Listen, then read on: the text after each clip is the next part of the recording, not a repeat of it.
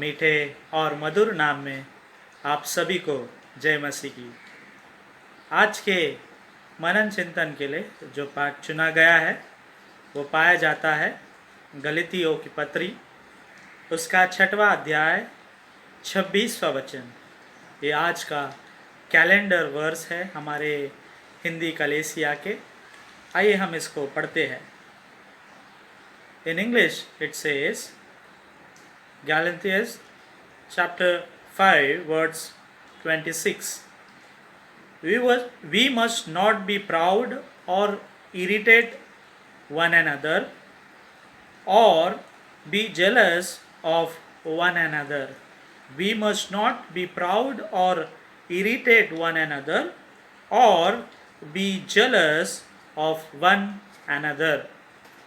हिंदी में इस तरह लिखा गया है, हम घमंडी होकर ना एक दूसरे को छेड़े और ना एक दूसरे से डहा करे।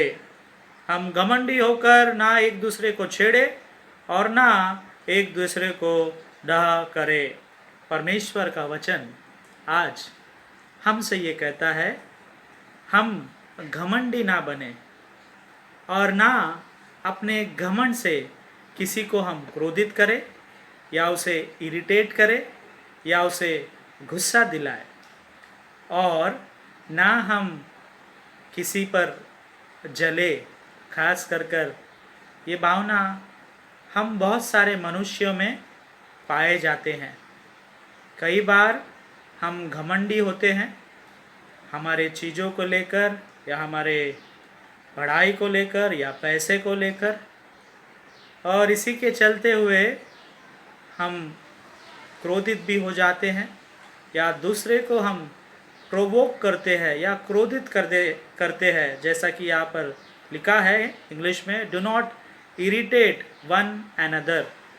हम इरिटेट ना करें, एक दूसरे को क्रोध ना दिलाए अपने घमंड के वजह से, और किसी पे जले मत। यहाँ पर लिखा है, do not be jealous of one and other.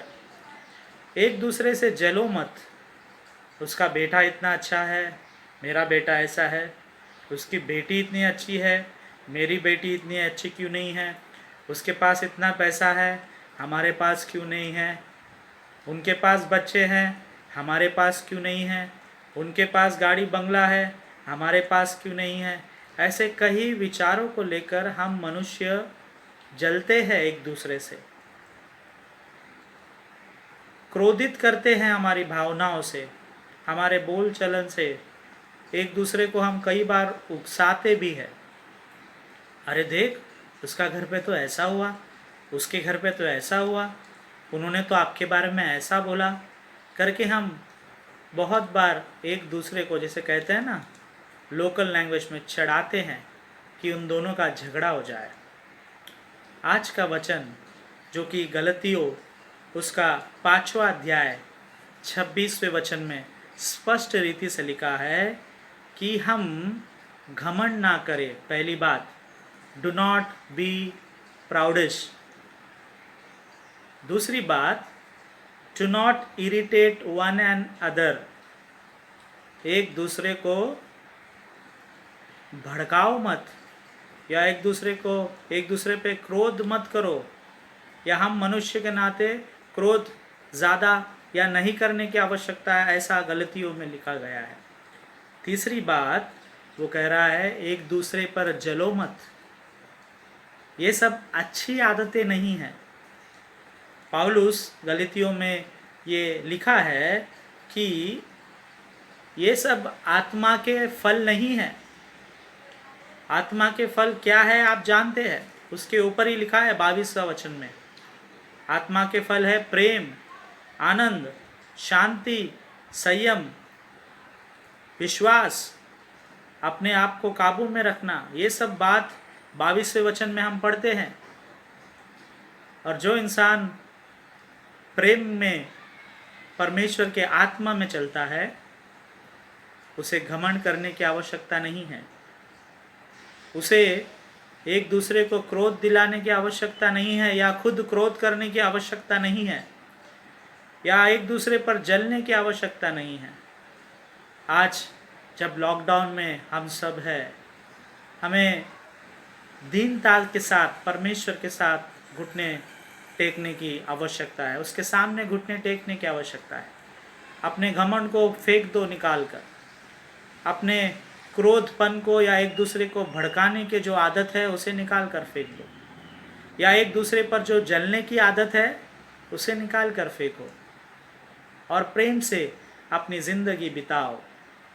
यदि आज हम देखेंगे तो कई सारे घरों में हस्बैंड और वाइफ के बीच में, माता पिता और बच्चों के बीच में घमंड को लेकर या एक दूसरे को सताने को लेकर या एक दूसरे को के ऊपर जलनेपन को लेकर कई सारे विवाद घर पर है, कई सारे परिवार टूटे हैं।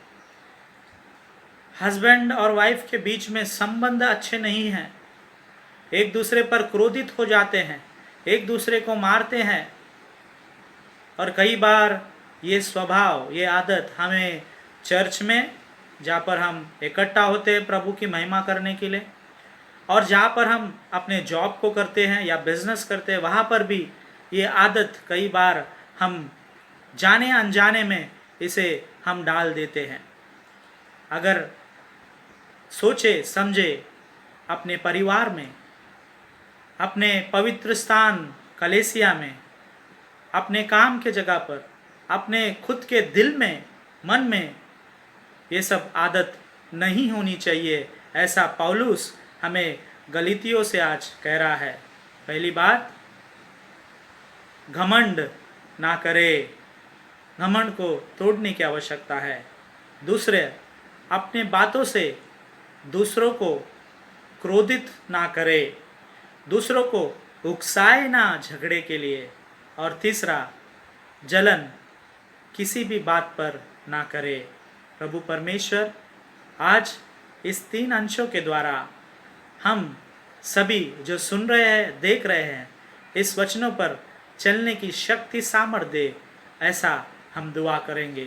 प्रभु परमेश्वर इस 3 अंशों के द्वारा हमें आशीर्वादित करे। आइए हम अपने सरों को झुकाएंगे, आंखों को बंद करेंगे और दुआ करेंगे। Let us look to God in prayer.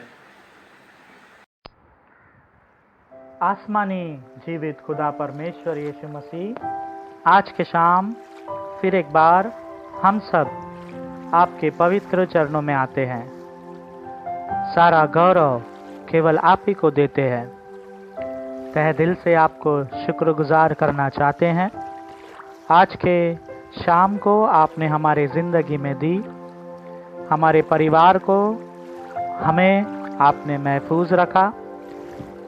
खाने के लिए खाना, पहनने के लिए कपड़ा और रहने के लिए मकान आपने हमें दिया है, इसलिए धन्यवाद। उन सभी लोगों के लिए हम प्रार्थना करते हैं जो ये 3 ज़रूरत को उन तक नहीं पहुंच पा रहे हैं या उनके पास नहीं है। उन सभी को इस लॉकडाउन में, इस महामारी में आप महफूज रखने के लिए आपसे दुआ करते हैं। आज के वचनों से हमने सीखा कि हमें घमंड नहीं करना है, हमें एक दूसरे को उकसाना नहीं है या क्रोध नहीं करना है। और तीसरे बात में हमने देखा पिता परमेश्वर, हमें एक दूसरे से जलने की आवश्यकता नहीं है।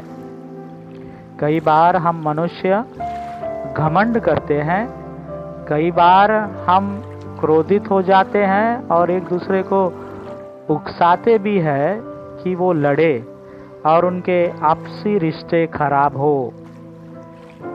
हाँ पिता, क्योंकि हम उनसे जलते हैं और इस जलसी के वजह से हम ये सब कार्य को करते हैं।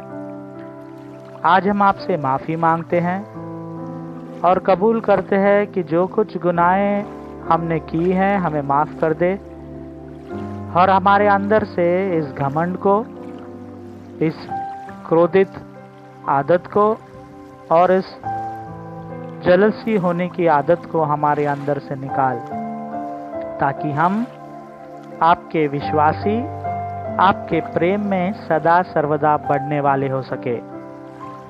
पिता परमेश्वर, आज के वचनों के लिए हम आपको धन्यवाद करते हैं। खास करके आज हम 3 परिवारों के लिए प्रार्थना करते। पिता परमेश्वर, राहुल क्षत्रिय जी के लिए हम दुआ करते हैं। उस बेटे के कामकाज में, उसके आने जाने में, उसके मेहनत मशक्कत में आप आशीष उंडेलना। उनके धर्म पत्नी को आपके चरणों में समर्पित करते पिता, उन्हें भी आप आशीष देने के लिए आपसे प्रार्थना करते हैं। पिता, उनके दोनों बेटों को आपके चरणों में समर्पित करते हैं। उनकी बढ़ती उम्र, पढ़ाई लिखाई में आप आशीष उंडेलने के लिए आपसे दुआ करते हैं। मिसेस राहुल क्षत्रिय के लिए हम प्रार्थना करते हैं। जब वो बेटी दुआ करती हैं, घर को चलाने की चिंता परेशानी में रहती है, आप उन्हें आशीर्वादित करना, पैसे के हर एक ज़रूरतों को पूरा करना, अच्छी सेहत उनके परिवार में आप देने के लिए आपसे दुआ करते हैं। उसी तरह पिता, हम सुनीता जी के परिवार के लिए भी प्रार्थना करते हैं, जो दार्जिलिंग में गई है पिता। वहाँ पर अपने घर के बनाने के कार्य में गए थे और लॉकडाउन होने के बाद वो वहीं फंस गए हैं। उनके घर को पिता परमेश्वर आप महफूज तरीके से बनाने के लिए आपसे प्रार्थना करते हैं। पिता परमेश्वर, जो नुकसान उनके घर को हुआ है, उसे पिता परमेश्वर आप अच्छी तरह फिर एक बार खड़ा करने के लिए आपसे दुआ करते हैं। उनके बेटे को आपके चरणों में समर्पित करते हैं। पिता, उस बेटे को आशीर्वादित करना, हर एक बीमारी से आप उस बेटे को दूर रखना। उसी तरह उनके बेटी के लिए भी प्रार्थना करते हैं, उसके पढ़ाई में आप बने रहना। उस बेटी के आने जाने में पिता आप आशीष उंडेलने के लिए आपसे प्रार्थना करते हैं। सुनीता जी के हर एक परिवार के सदस्य को आपके चरणों में समर्पित करते हैं। उसी तरह पिता, अनूप हंसदा जी के परिवार के लिए हम प्रार्थना करते हैं। अनूप जी को पिता अच्छी तंदुरुस्ती, सेहत आप उंडेलने के लिए आपसे दुआ करते हैं। सभी परेशानियों से, संकट, मुसीबत से आप उन्हें परे रखने के लिए आपसे दुआ करते हैं। पिता परमेश्वर, जो दवाइयाँ वो लेते हैं, आप उन्हें आशीष उंडेलना। और पिता परमेश्वर, कलीसिया में जो सेवकाई वो देते हैं, तो उन्हें आप और आशीर्वादित करने के लिए आपसे प्रार्थना करते हैं। जॉर्जिना जी को आपके चरणों में समर्पित करते पिता, जब घर को चलाने की चिंता परेशानी में रहती हैं, पिता परमेश्वर आप उन्हें अच्छी सेहत देने के लिए आपसे दुआ करते हैं। उनके हर एक दर्द को आप जानते हैं, उस दर्द को सहने की शक्ति, सामर्थ, उस दर्द को निकालने के लिए हम आपसे दुआ करते हैं। उसी तरह पिता परमेश्वर, उनके बेटे गौरव के लिए हम प्रार्थना करते हैं, जिनकी शादी आज रात को होने को है। पिता परमेश्वर, उस बेटे को आशीर्वादित करना। जब वो यूएसए में रहते हैं, इस विवाह को आप आपके आशीष में, आपके विश्वास के अनुसार, आपके हर एक दुआ से, कृपा से आप इसे संपन्न करने के लिए आपसे दुआ करते हैं। पिता परमेश्वर, स्नेहा जी को भी आपके चरणों में समर्पित करते हैं। उस बेटी को भी आशीर्वादित करना, उनके परिवार के हर एक सदस्य को आपके चरणों में समर्पित करते हैं। पिता, जब वे यूएस में इस विवाह को करने को है, हर एक ज़रूरतों को पूरा करना। और पिता, किसी भी किस्म की परेशानियां, हर एक बुरी नज़र से आप उन्हें परे रखने के लिए आपसे दुआ करते हैं।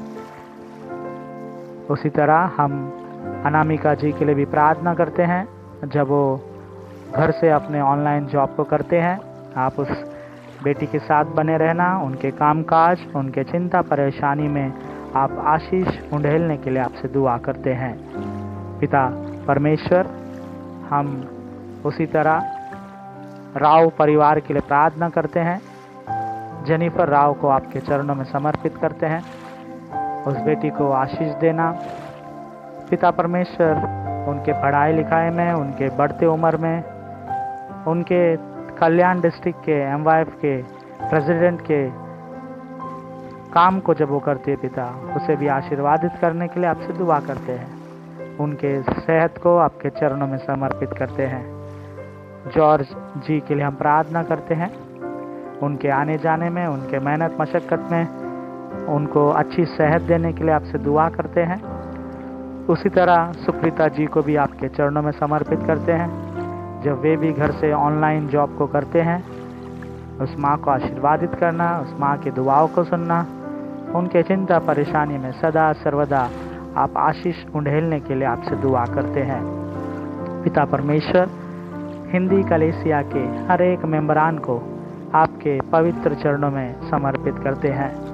खास करके वे लोग जो बीमार हैं, वे लोग जो चिंतित है, परेशान हैं, उन्हें आपके चरणों में समर्पित करते हुए आज जो 4 परिवार के लिए हमने प्रार्थना किया है, उन सभी को आपके हाथों में देते हुए आज के वचनों के लिए हम फिर एक बार आपको तहे दिल से धन्यवाद करते हुए ये दुआ उद्धारकर्ता यीशु मसीह के नाम से मांगता हूँ, सुन और कबूल कर पिता, आमीन। आइए हम सब मिलकर प्रभु की प्रार्थना को बोले। ऐ हमारे पिता, आप जो स्वर्ग में हैं, आपका नाम पवित्र माना जाए, आपका राज्य आवे, आपकी इच्छा जैसे स्वर्ग में पूरी होती है, उसी तरह इस पृथ्वी पर भी पूरी हो। हमारे दिन भर की रोटी आज हमें दे। जिस तरह हमने अपने अपराधियों को क्षमा किया है, उसी तरह हमारे अपराधों को भी क्षमा कर। हमें परीक्षा में न डाल, पर बुराई से बचा, क्योंकि राज, पराक्रम और महिमा सदा आप ही है, आमीन। आइए हम आशीष वचन को ग्रहण करें। अब हमारे पिता का अनुग्रह, परमेश्वर का प्रेम और पवित्र आत्मा की सहभागिता हम हिंदी कलीसिया वालों के साथ, देखने सुनने वालों के साथ, खास करके उन 4 परिवार के साथ, राहुल क्षत्रिय जी के साथ, सुनीता जी के साथ, अनूप जी के परिवार के साथ, खास करके गौरव के विवाह में, और जेनिफर राव जी के परिवार के साथ सुख भरा, शांति भरा, समृद्धि भरा, सेहत भरा अब से लेकर अब तक बनी रहे, आमीन। प्रभु परमेश्वर आज के वचनों के द्वारा हम सभी को आशीष दे। May the good God bless us all through the word and the prayers which we have done. Amen.